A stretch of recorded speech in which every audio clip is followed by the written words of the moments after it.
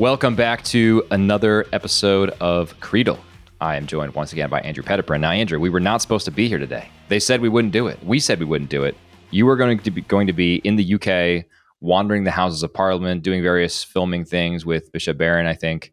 And then, sadly, the reign of Elizabeth II, one of the longest-serving monarchs, maybe the longest-serving monarch in British history, the longest serving, finally came to a conclusion.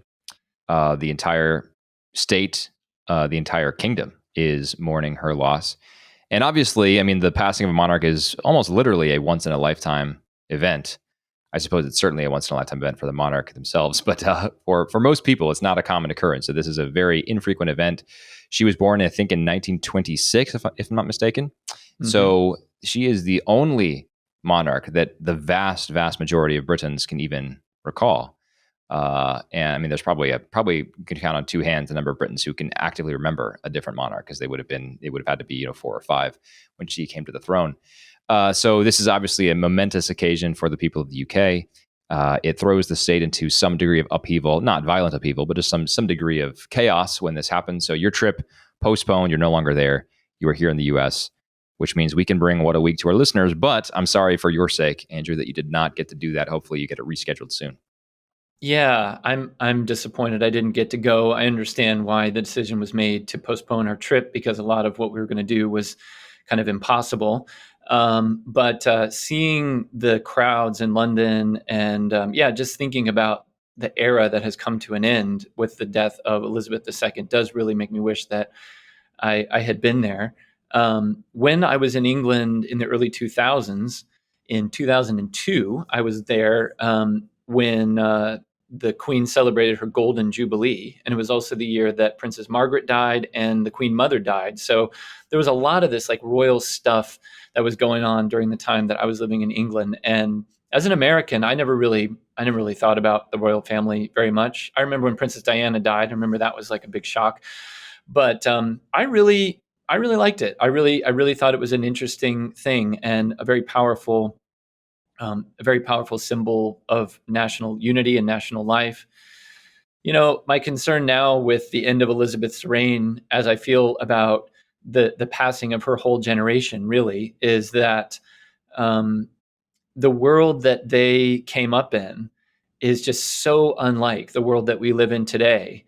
And it really did us good to benefit from the wisdom that people who had taken shelter from bombs during World War II and people who had lived through the Great Depression, people like my grandfather, people like Queen Elizabeth, it really did us a lot of good to have that. And I really think something major has changed in the world, not only with her death, but as her generation passes. So this is a big moment.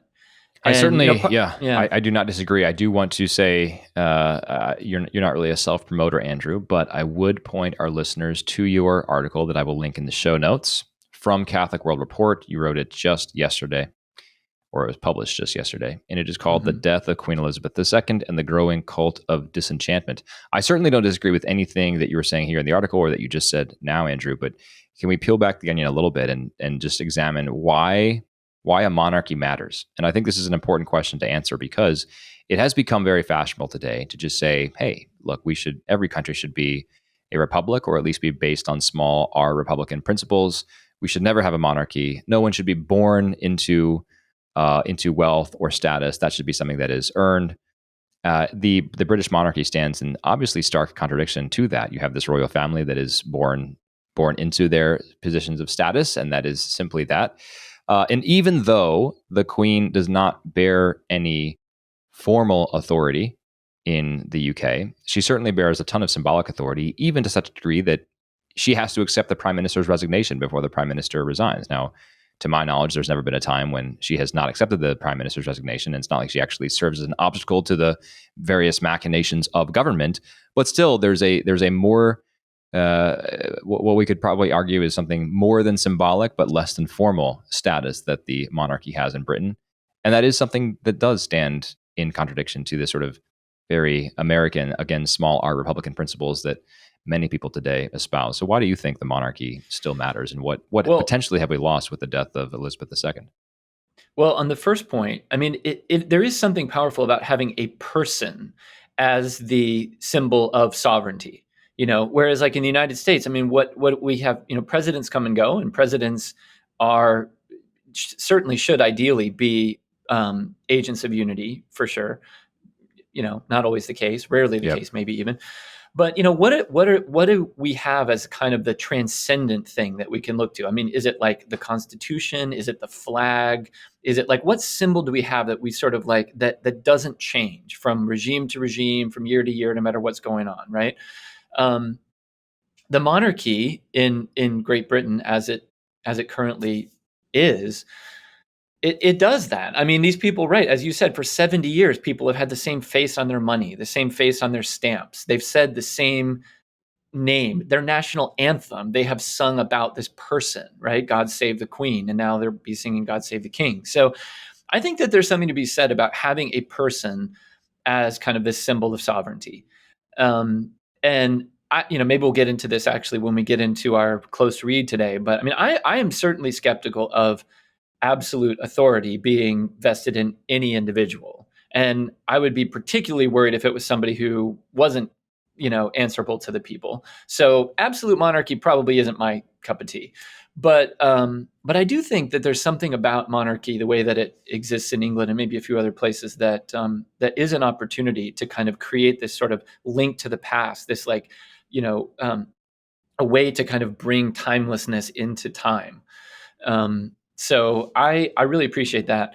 Whether King Charles will be able to kind of preserve that his mother has been able to do, it remains to be seen. I mean, I'm a little bit skeptical just because of, frankly, just kind of a bias I have against his whole generation. I mean, we've sort of been living with baby boomers for a long time, who in many respects are amazing people, but also have been able to like enjoy the spoils of their parents' victories in a way that I don't think has been entirely responsible.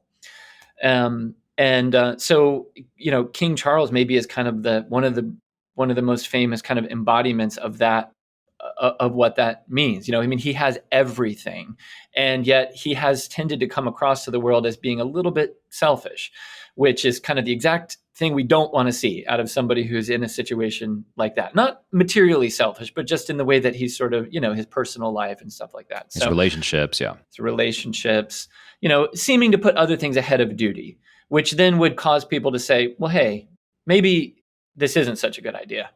I think it still is a good idea. I hope that he does a good job, and I hope that it carries forward. I think it's a wonderful thing.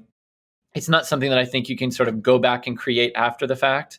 I don't think we could really create it in the United States in our current circumstances, but they have it. So can you imagine though who would be, if we tried to make a king or a queen, if we tried to install a monarch today, who would end up, let's say we had an election for this monarch today, who would be the monarch? All I can say, Zach, is I will not seek, but if called upon, I will serve. I will serve. You would have my vote, Andrew. King Petiprin. What royal name would you take for your dynasty? I don't know. I mean, I love my last name, so the Petiprin dynasty. I mean, it's pretty solid, yeah. Yeah. I mean, King Andrew is pretty good as well. Certainly, yeah. I'd keep Andrew as my royal name. Yeah. Yes, indeed. Be good. Yeah. Well, what do you think about the monarchy? Did you experience it when you lived in England, or like have any feelings about it? I mean, I didn't really experience it in any meaningful sense. I do appreciate the parliamentary monarchy. I think the parliamentary monarchy is perhaps the best form of man-made government that we have known hitherto this date. My only experience with the crown from England comes actually from my wife. So it was really her experience, not mine. She was on Oxford's High Street, and the Queen had been visiting town that day. And so there were just crowds of people thronging each side of the lane where they knew that her motorcade was going to pass through. And my wife had just emerged from a shop and saw the Queen's motorcade pass by. The Queen's car passed her, and my wife saw the Queen doing her little Queen wave. Just really a little small, sort of mousy sized woman. She was not a big woman. Doing her little wave in the back of the car. And that was it. That was my wife's fleeting encounter with the crown. My greater exposure with the crown as a symbol of monarchy really comes through the TV show The Crown. Have you seen The Crown? Mm-hmm. Yeah. Indeed. Yeah. I wrote a review of the last season. Oh, great. And, okay. Yeah, it's a great show. I don't think I saw the last season, but I did watch enough of that show to see, I think, what they were doing with the arc of the series. You clearly start with the abdication of the throne and the ascent to the throne of Elizabeth II in the 1940s, right? Or was it 50s? 52. Yeah. 52 was when she became queen. Yeah. And that was very clearly a display of her selflessness, these principles of country before self, of sacrificing one's own desires for the duties of one's family, the duties required by the nation, etc. And so that was Elizabeth II's entire mantra when she ascended to the throne. And I think people took her seriously for that, and took her seriously in part because of that. And then throughout her time, we see her Princess Margaret, right, have her various escapades and sort of get down mired in all the royal family drama. We see this obviously persist today in certain personalities like the Duke and Duchess of Sussex, for example, to some degree in Charles, which is explored in the show as well. And so I think you actually see this sort of this degradation of the crown, or at least of the royal family, perhaps not of the crown only because of Elizabeth II, who's there as the sort of distinguished monarch holding the throne. I think what's clear, though, in The Crown itself, the TV show, is that her ideals, her ethos as a monarch are really from another time. And there isn't someone around her right now, certainly not the person who's now sitting on the throne, King Charles III, certainly not anyone else that I know of in the royal family, who can take the throne with the same sort of ideal, the same ethos, the same humility, the same sense of obligation and filial duty that she did. And so I share your concern that the monarchy is in a much worse place for it. With that said, I don't pretend to be a major monarchy watcher. I sort of tune in every now and then when there's a big royal family event like the death of Queen Elizabeth II, for example. But I don't pretend to be an expert by any stretch of the imagination. I do find all of this rather fascinating. But yeah, I think that's basically my thoughts on the monarch. Yeah, the last season of The Crown, by the way, really makes your point even stronger. I mean, it really focuses on the children, on her 4 children as they sort of grow into their mature years. And there really is this sense at the end of the season that it's sort of like, oh no. It's done. Yeah. I mean, that something has gone horribly wrong from one generation to the next. It's really brilliant. I think the last season is really excellent. Riveting TV. And, the depiction of Charles is probably, as I talk about this a little bit in my Catholic World Report article, but I mean, the depiction of Charles is surely a caricature to some degree, but it's also the kind of thing where I think most of us would watch it and go, it certainly bears a resemblance to, certainly what is conveyed are the concerns that seem pretty realistic and reasonable. So anyway, we shall see. I mean, with her passing, it's just incredible. Her first prime minister, Winston Churchill, was first elected to Parliament in 1900. Amazing. That's amazing. He was first a parliamentarian under Queen Victoria. I think about this with my own grandparents. I mean, my grandmother's grandfather fought in the Civil War, right? Wow. I mean, I knew my grandmother very well. She knew her grandfather very well. He fought in the Civil War. My grandfather amazing. That I write about I mentioned him in this article. He went to church in a horse and buggy in rural Michigan in 1915. It's just a different world, right? And it's just wild to think how actually close the generations are, but also how quickly we can just sort of forget as one generation we become passes. Unmoored from the world of our fathers and mothers even. Yeah, that is remarkable. Maybe on to better things, but I don't know. Our close read today is a bit dismal. Andrew, should we start with the misinformation segment? Let's do it. Let's have fun. Okay. Some fun. Here we go. We're all about fun. Unless all your selections are doom and gloom also. We'll see. All right.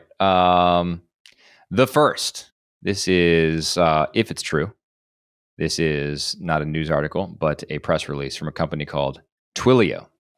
Twilio is sharing that they have laid off many of their current employers.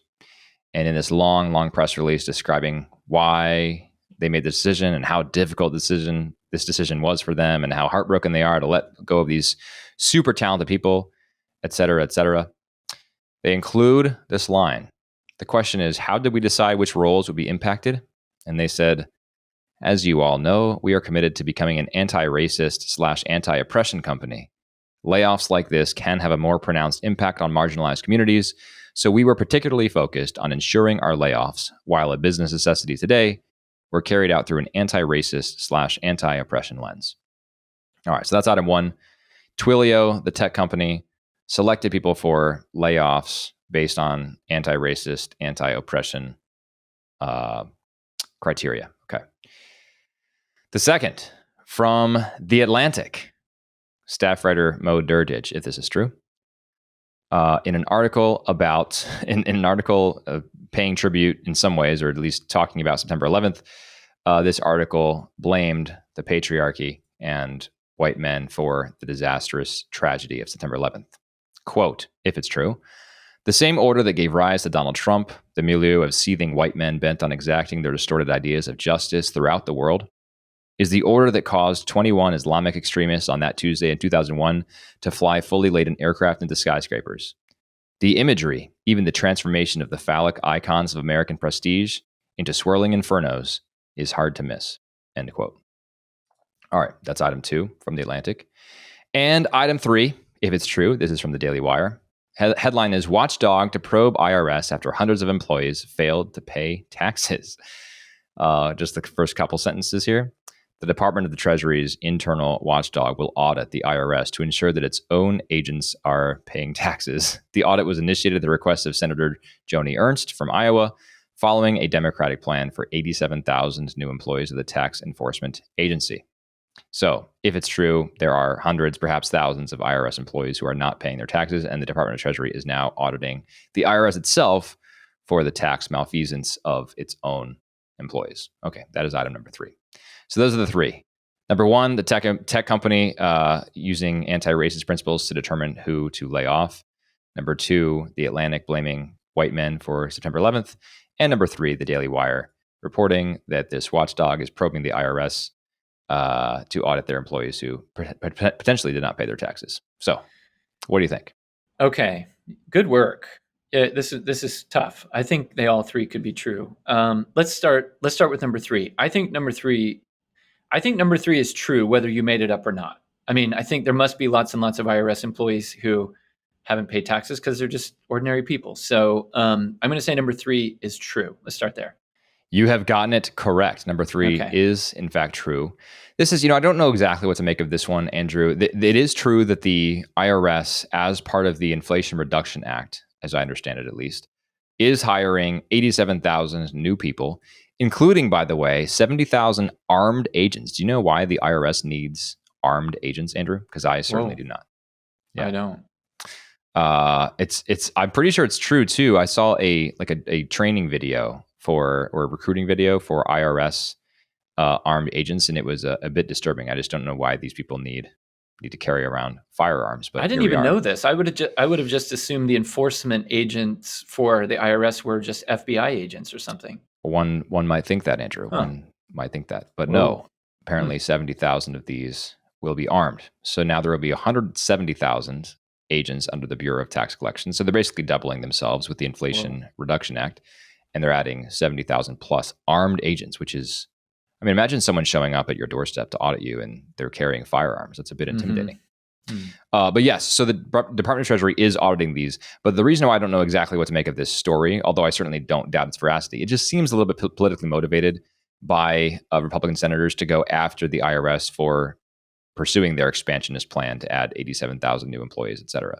So I don't know exactly what to make of it. I'm sure it's true, as you pointed out, that hundreds of IRS employees have failed to pay their taxes. I see the auditing by the Treasury Office, directed by the Senate, as a bit of a political back and forth, though.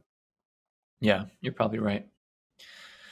Okay, well, that leaves me with 1 and 2.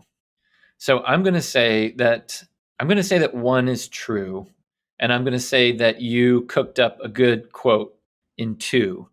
So 1 is true, 2 is false. You are correct. You got all it right, Andrew. I thought you might like the towering phallic icons of American prestige in the the quote from the second story. That was a really, really good quote. It was too good, so I thought that had to be the one. Yes, so that is correct. The second story was definitely false. The first story is true. So there is this company named Twilio. I don't even know exactly what Twilio does. I'm on their site right now trying to find out. I'm on the Twilio blog, I guess, more accurately. Let me go to twilio.com and see how they describe themselves. Twilio.com, data-driven customer engagement at scale. Twilio powers personalized interactions and trusted global communications to connect you with customers. All right, they're trying to, I don't know, every tech company is trying to change the world by overhauling data and yada, yada, yada. All right, so that's Twilio.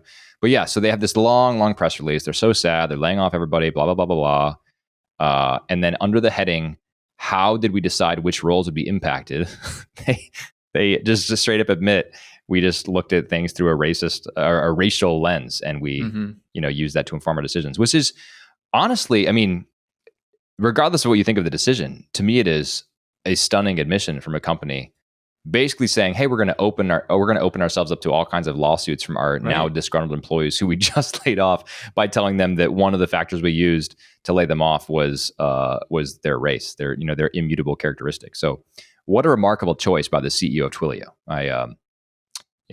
That takes bravery, if nothing else. Yeah, I wonder if we're going to see some lawsuits there, and maybe from other companies or institutions who are just saying right out in the open that they're not going to follow the law.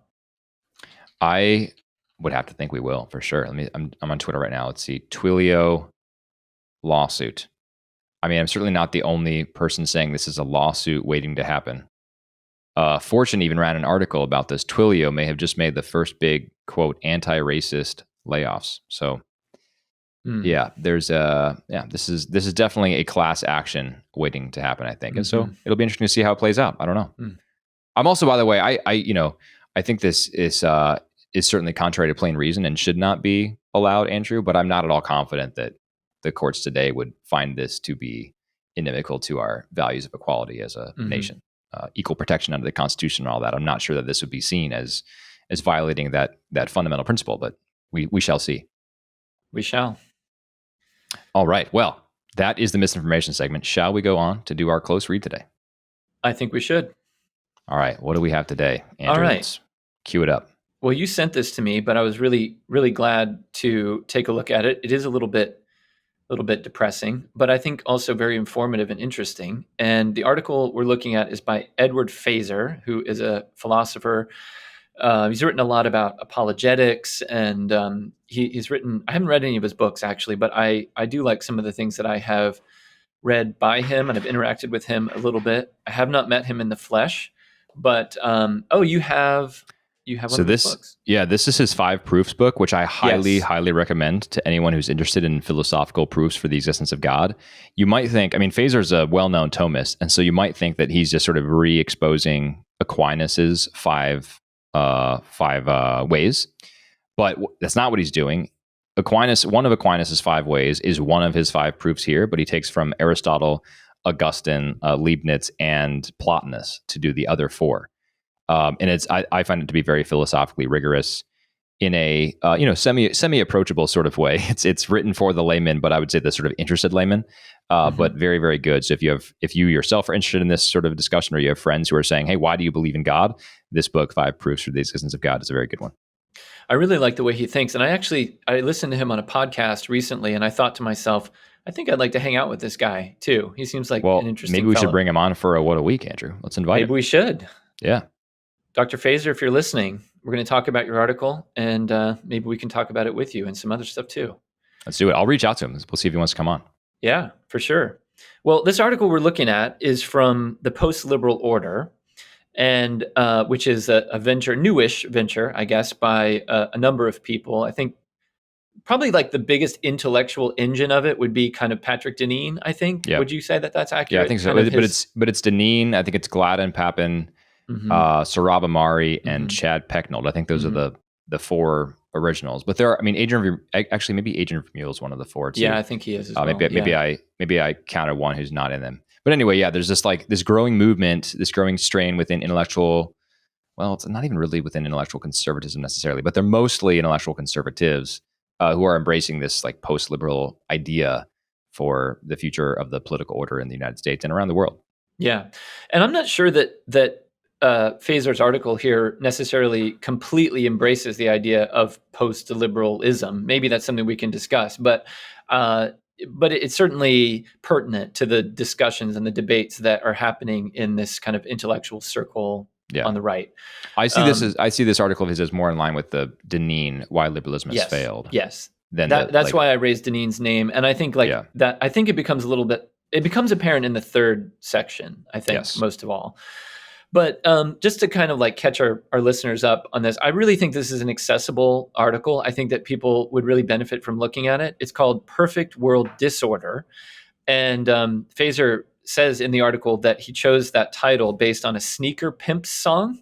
Are you familiar with the Sneaker Pimps? Not at all. No, I was impressed with his pop culture knowledge because I'd never heard of the Sneaker Pimps. Have you? That's one of the reasons I think I want to hang out with him. Okay. Yeah. So the Sneaker Pimps were a British trip hop band from the 90s. And, they're kind of similar to Portishead or Everything But the Girl. I like all that stuff. I didn't know the Sneaker Pimps super well, but the song, Perfect World Disorder, the song is from, the line is from a song called Velvet Divorce, which is actually on the soundtrack to a movie called A Life Less Ordinary, which is directed by Danny Boyle.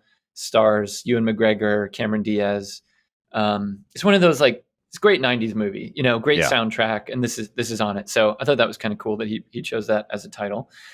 But anyway, he lays out in these three sections of this article called Perfect World Disorder this whole idea of okay, if order is what we need, what is order? And then what is disorder? And so if we have been striving for a kind of liberal order and now we're looking more towards a post-liberal order, what are we even talking about with these terms? So he starts his first section, and I think this is the one that maybe I'll just kind of sum up the most here, and then we can launch into 2 and 3.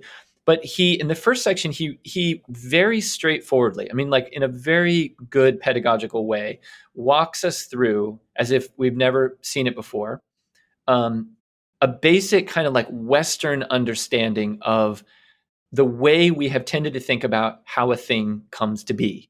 And so it's like straight up Aristotle's physics here, the four causes.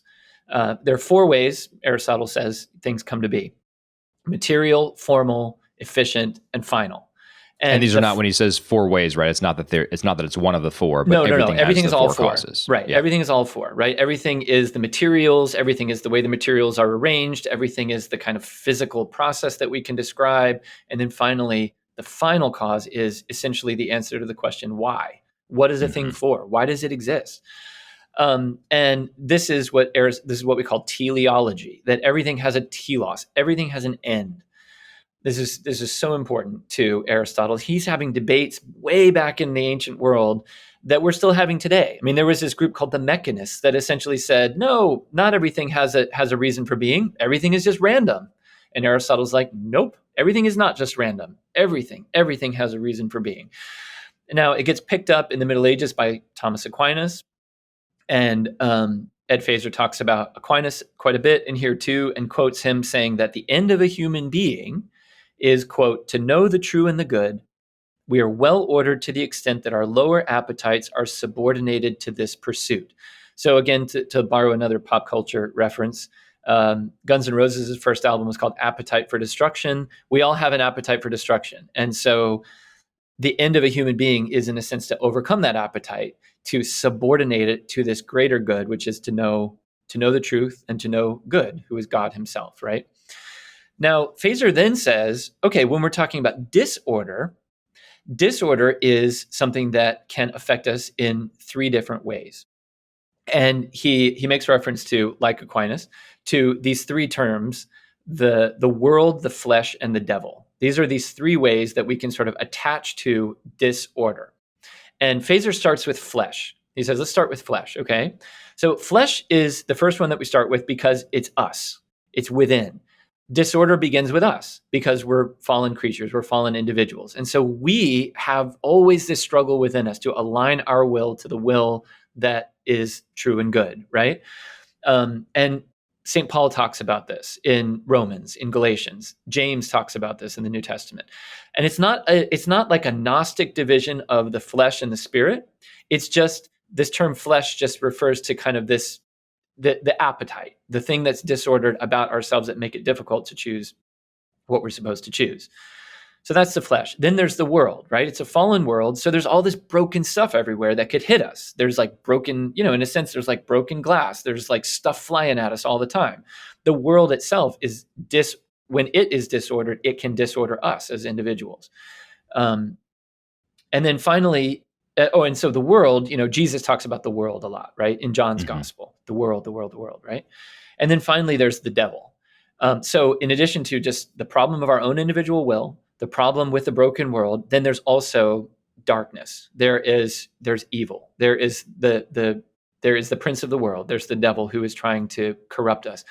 And it's all three of these things that sort of are taken into consideration, right? Which is why we always want to be careful if somebody says like, the devil made me do it. It's like, well, maybe the devil made you do it, right? But there's also your own will, and there's also the brokenness of the world. There's all kinds of reasons that explain why things get disordered, right?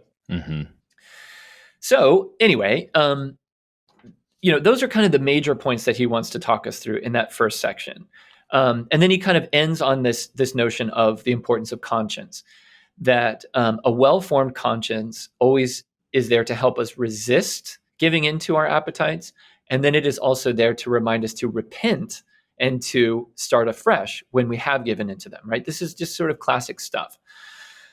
But he says in the second section, and maybe I'll throw it over to you on this part, he says, we may have reached a point now in the liberal order, in kind of Western civilization, whatever we want to call it, where it's not just that, things have kind of like fallen away a bit, that make it more difficult for human beings to choose the good, but we may be in a place now where the world has chosen a positive disorder.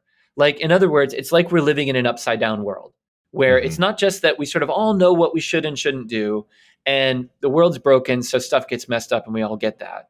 But rather, the world is in a sense saying the things that we used to say are bad are actually good, or at any rate, there is no choice. There is no good. There is no bad, right? Yeah.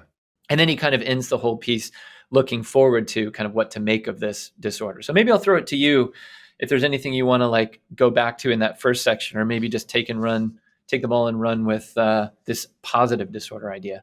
Yeah, let's talk about the positive disorder a little bit. So then in section 2, he talks about positive disorder and basically says, here's order as I've just laid it out. Order is when all of the things, all of the various parts of a whole are integrated with each other in the place where they're supposed to be, operating in the way they're supposed to be, all incoherent operation towards the end, or the telos, as you pointed out, Andrew, at which they're supposed to be aiming, right? Everything's working together, driving towards the right goal, etc. That is essentially the essence of order. Disorder happens when the various sort of corrective mechanisms to keep the order in place are no longer functioning. And so, as an example, that might be when a government no longer, one of the main purposes of government is to prevent crime, right? Punish crime via proactive policing or reactive consequences.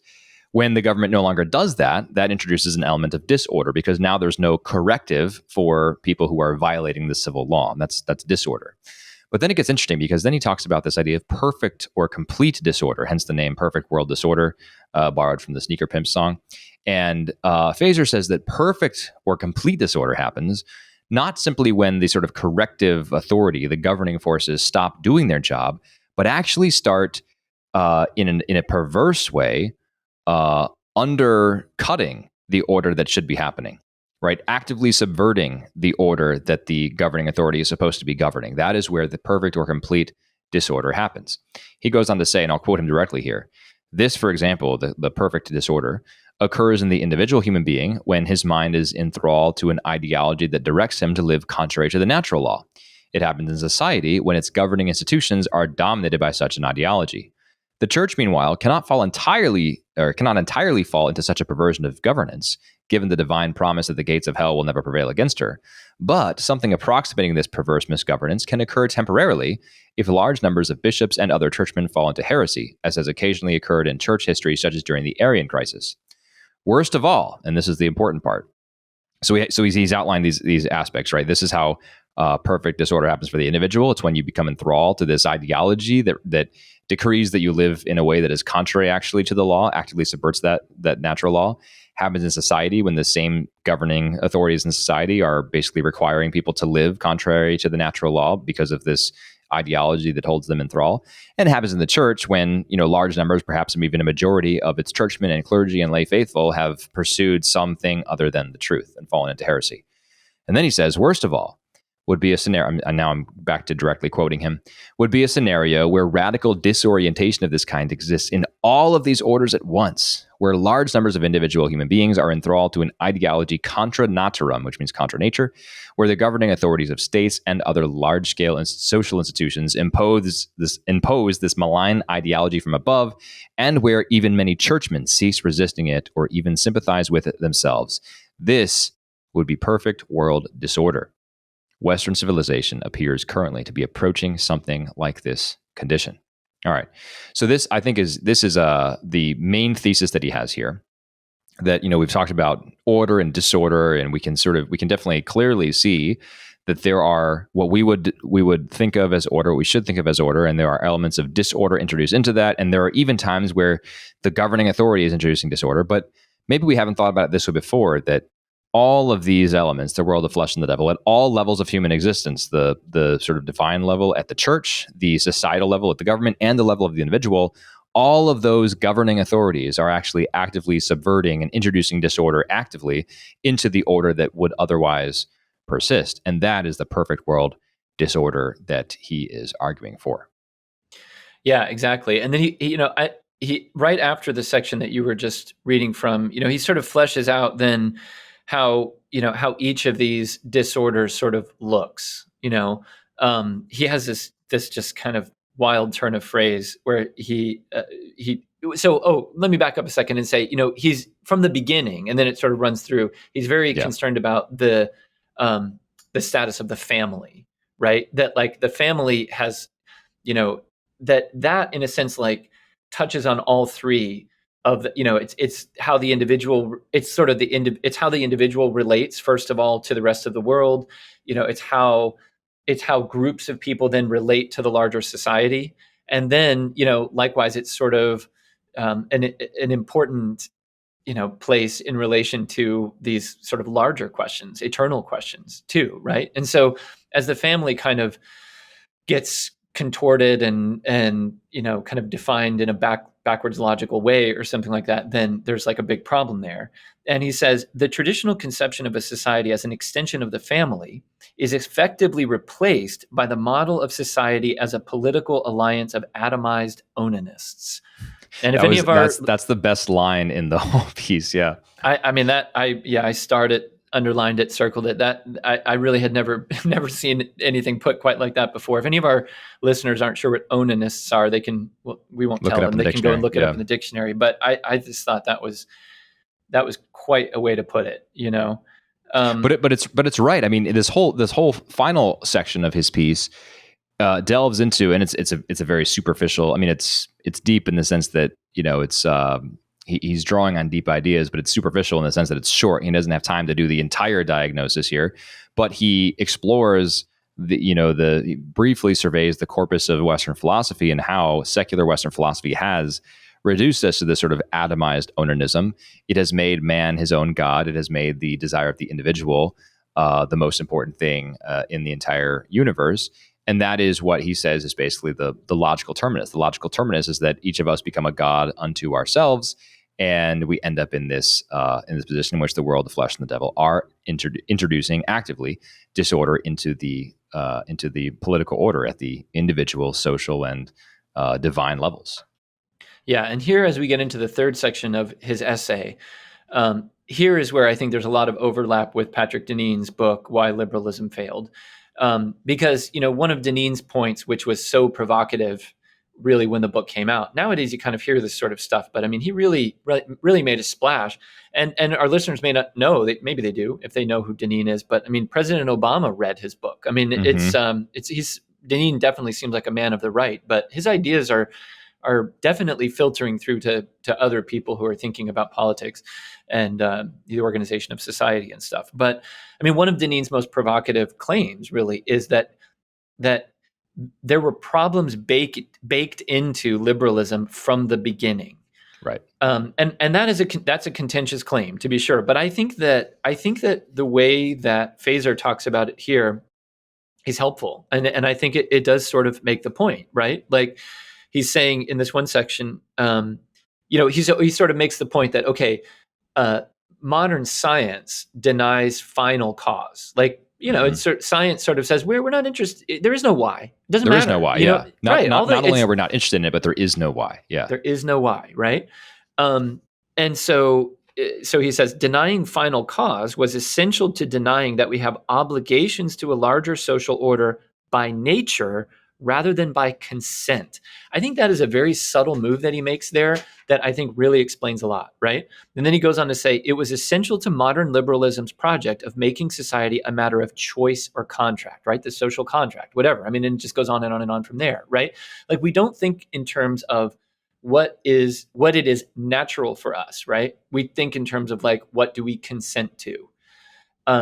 Which obviously it's way bigger. It's a very big thing to discuss. It's more complicated than that. And I think that there could be good arguments to push back a little bit against where Feser is landing here. But I think he's really onto something. Well, I mean, cards on the table. I also do. I'm sympathetic. I maybe not wholly in agreement with, but I'm very sympathetic to Deneen's claims about liberalism and whether or not liberalism has failed. And I'm very sympathetic. I think I do wholeheartely agree with everything that Feser is saying in this piece, Andrew, when he talks about this whole idea of not simply not asking, not simply ignoring final cause, but denying it. Right? Modern science moves from saying like, rather than saying we don't care about the final cause, they actually say there is no final cause. We are all just sort of colliding atoms, survival of the fittest. We'll just, who knows where this evolutionary process is going to take us. There's no telling because there is no telos. That is the move that then translates societally into this question of everything that I do should be because of my choice, not because of my obligation, not because of my nature, but because of my choice. So this is the Promethean liberal man who has made gradually everything a matter of choice, as Feser says. He goes on to say whether or not to kill his offspring, whether to be a man or a woman or some novel gender he has concocted out of a personal fetish, and then general whether to submit to natural and divine law. Yeah. Special divine punishment may follow, but it is not required to bring this disorder crashing down. He cites Plato's Republic in saying that when you have this type of order, eventually it slides into tyranny.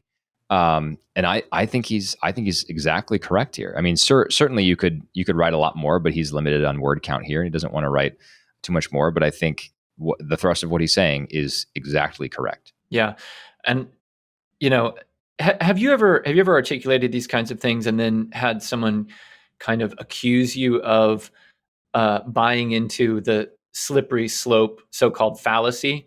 Yes. My response to that has been, where's the fallacy? I mean, it's really hard to see. I mean, I get it. Like whenever we're thinking in terms of like, whenever we use terms, I mean, he uses the word inevitable in here, and that's a strong word, but I think he backs it up. I think he backs up his claim, and I think Deneen largely does too. Well, the other thing about slippery slope fallacies, in quotes, is that the slippery slope is not itself a logical fallacy. There's no failure of argumentation in a slippery slope objection. All it's saying is, hey, you need a limiting principle. And if you don't have a limiting principle, that's a good thing to have. You should have a limiting principle on your predictions for the future and what will happen, or your prescriptions for the present.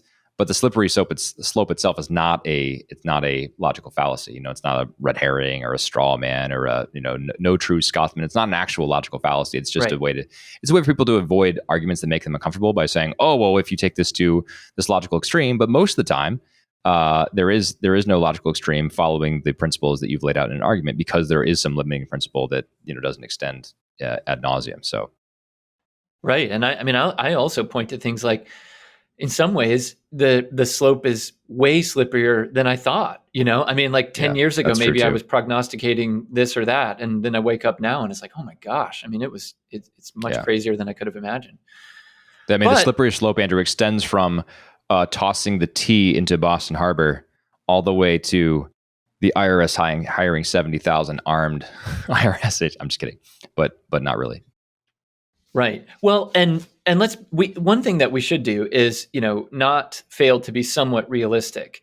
One of the things that I liked about the end of Deneen's book, and I think there's a different end that I like about this article that we can talk about. But the thing about the end of Deneen's book is he's not saying like, okay, well, let's just go ahead and tear the whole thing down, the whole project. Yeah, I mean, it's like we've got it. It would actually be very bad.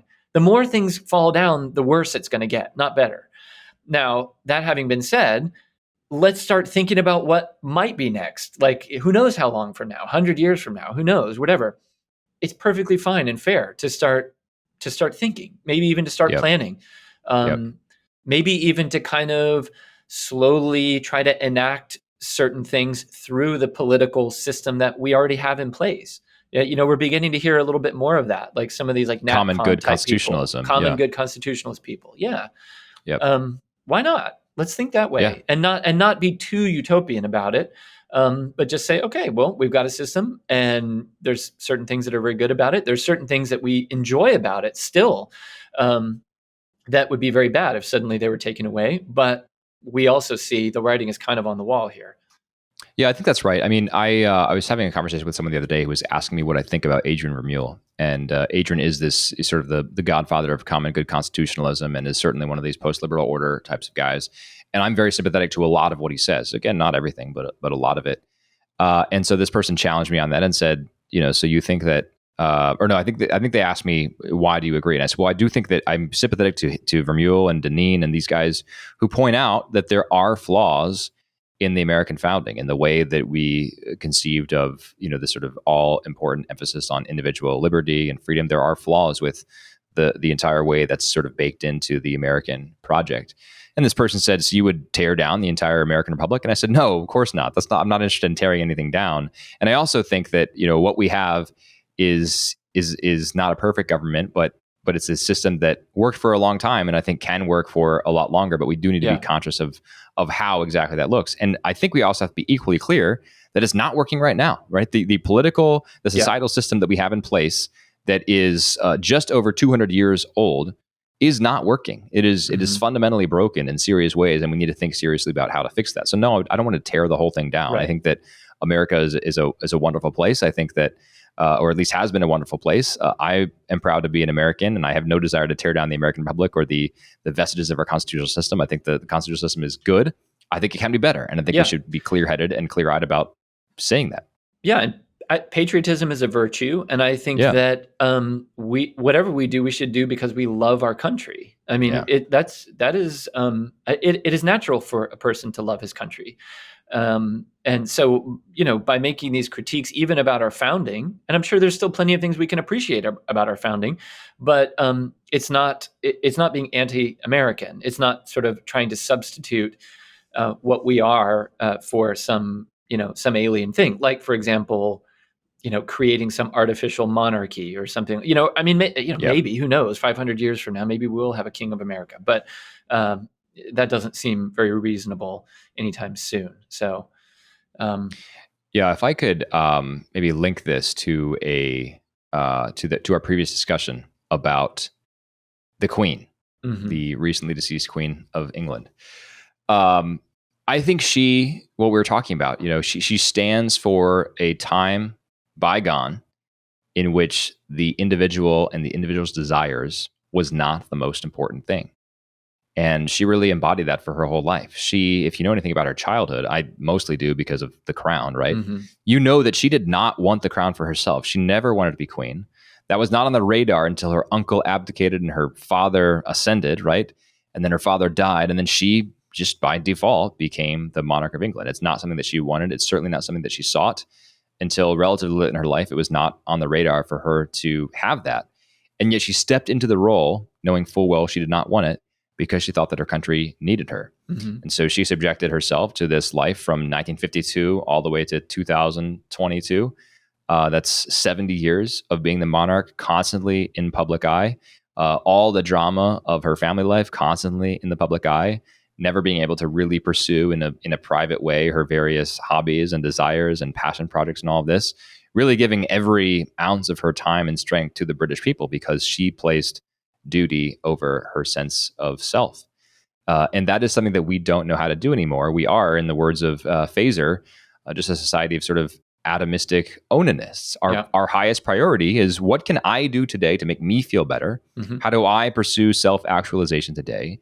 We don't stop to ask, what does my country need from me? What does my family need from me? Even more importantly, most importantly, what does God need from me? That's the most important question. Right. And I think Elizabeth tried to answer those questions, and she answered them very well. And that's why people love her. Yeah. And I think that's what we're missing. So as we mourn the loss of Elizabeth II, we're really mourning this ideal that she embodied and lived out in a very visible way for the entire world to see. Yeah, and here is where I think Feser lands us with something of a small bit of hope.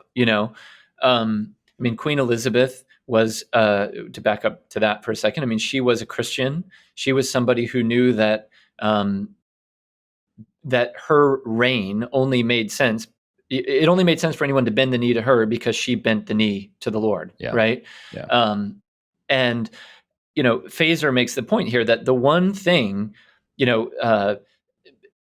individuals are corrupt, societies can be corrupt, all these sorts of things, but God's providence will not fail. So we have to lean into that. And if we believe that the church is the body of Christ, that the gates of hell will never prevail against it, then the path back, the path forward, whatever way we want to phrase it, is through a spiritual renewal. And we don't need to be daunted by the difficulty of that task, but that really does have to be our top priority. And there, I think he's picking up, he doesn't quote him or anything here, but there I think he's picking up on things like T.S. Eliot's idea of a Christian society and others who were kind of thinking that way around the middle of the 20th century. A lot of that got kind of put on hold because of World War II. And then, the whole world changed so drastically after that. But I'm wondering really if it's sort of time to come back around to thinking in those terms. Yeah, it very well may be. I think I have no more comments on this for right now. Andrew, any closing thoughts before we move on? That's it. All right. It is finally time for recommendations. What do you have on the docket for listeners today? All right, Zach. Well, I told you the other day that I have been, some of my colleagues and I have been following this, this kind of, we're doing this kind of project where we are learning through this thing called optimal work. It's, a little bit of a kind of corporate thing, like you sort of learn how to be more productive in the work that you do and all of that sort of thing. But I like that kind of thing. I like to learn. I like to sort of grow in the work that I get to do and be more focused and all of that kind of thing. But it's also sort of helping me in other aspects of my life. It's a program that was developed by this guy named Dr. Kevin Majors, who teaches at Harvard Medical School now. I believe he's a Catholic. He's a graduate of the University of Dallas from undergrad. And it's just like a very holistic thing. It's talking about like being mindful, reframing, thinking of challenges as opportunities. And then most of all, it advocates using this thing called the golden hour, which is a little bit like a deep work kind of thing. Or like there are a lot of programs like this, like, where you sort of learn to kind of focus over a longer period of time. But this one is called the golden hour, and it really resonates with me. I'm really benefiting from it. So I just encourage people. He's got a podcast called The Golden Hour. And there are various things you can find on YouTube. But this podcast, The Golden Hour, is audio only, is full of a lot of interesting stuff. I'm making my way through it right now. I love that. Yeah, you texted this to me just earlier this week, Andrew, and I'm looking forward to diving into it because it sounds great. I love these ideas of integrating your work into your life in healthy, balanced ways, and also being really productive in what you're trying to do. So yeah, and there's no silver bullet on these things. You just at some point, there are always times when you have to just sort of take the meat and throw out the bone, or there's always ways you have to kind of adapt these things and not put too many eggs in that one basket or whatever. But yeah, I like it. It's really helpful. Totally makes sense. Yeah, I'm going to check it out for sure. I'll link that in the show notes to our listeners who want to check it out. My recommendation, definitely a different flavor, but maybe interesting reading nonetheless. There's a site called The Ringer, theringer.com. I follow a lot of their podcasts and read a fair amount of their stuff. They do a lot of sports and pop culture. And one of their writers until very recently was a man named Jonathan Tjarks in his mid-30s. And about a year and a half ago, Jonathan was diagnosed with cancer, a very aggressive form of sarcoma that ended up taking his life just last Saturday. So Jonathan passed away last Saturday evening. And he mostly, in his work at The Ringer, he mostly did podcasting, especially in the final year and a half after his diagnosis. But he wrote several pieces, and two of them in particular are just phenomenal and will probably make you cry, but in a good way. Jonathan was a committed Christian, and he died being firmly convinced of what matters most. But he has a young wife and a fairly newborn son. I think maybe his son is 1 or 2 years old now. And he has his first piece called "The Long Night of the Soul" that he wrote shortly after he was diagnosed with cancer, when he realized it was a very serious cancer and would probably kill him. And then he has another one called "Does My Son Know You?" that he wrote, as I understand it, shortly after he was sort of after his first round of treatment had failed, and it was very apparent to him that it was going to take him sooner rather than later. And it's a reflection on fatherhood, on cancer, on being a person of faith, on questioning God, wrestling with the biggest questions of life as you stare at your own mortality in the mirror in your early to mid 30s. So really remarkable story. Definitely read with tissues nearby. I will also say that is touching the Ringer crew on the Bill Simmons podcast, which is one of the top podcasts in the world. They had a whole episode that was a tribute to Jonathan Jarks, and Bill Simmons and several of his staff writers talked all about Jonathan and what he meant to them in their life. And it was a moving reminder of how much you can influence one person's life. So, to link back to our previous conversation, Andrew, none of us are living atomized existences entirely. We might be living more of those or more atomized existences than we would have lived 50 years ago, but we are still relational beings. We are, in the words of Aristotle, social animals, and everything we do, bears fingerprints. We carry fingerprints and put them on the colleagues and friends and family and neighbors around us. So it's a poignant reminder of that. And I just definitely encourage you to pray for the repose of Jonathan's soul as well. He seems like a wonderful person. I didn't know him personally, but I admired his work and liked his podcasting, and really admired those two pieces that I will link in the show notes, and I encourage you to read those. So bit of a downer for the recommendation, Andrew, but those are good pieces nonetheless. Yeah, you shared that second piece with me, Zach, and it was extremely moving. And it definitely got me thinking about just how interesting it is in the Bible that we're specifically told to care for widows and orphans. And this was a concern that Jonathan had at the end of his life. And in a sense, it's kind of an invitation to that. And it's something that I'm feeling a little convicted about. For sure. Those people who need that care. Yeah, totally agree. Well, that is it for this week's What a Week. We did not receive any listener feedback this week, at least nothing that came into my inbox. So I again encourage you, if you have something to say to us, even if it's just hello, would love to hear from you. Zach at creedopodcast.com. That's just ZAC at creedopodcast.com. Also linked in the show notes. And I think that's it. So we'll be back next week. We've got a guest on the show next week, so look forward to that.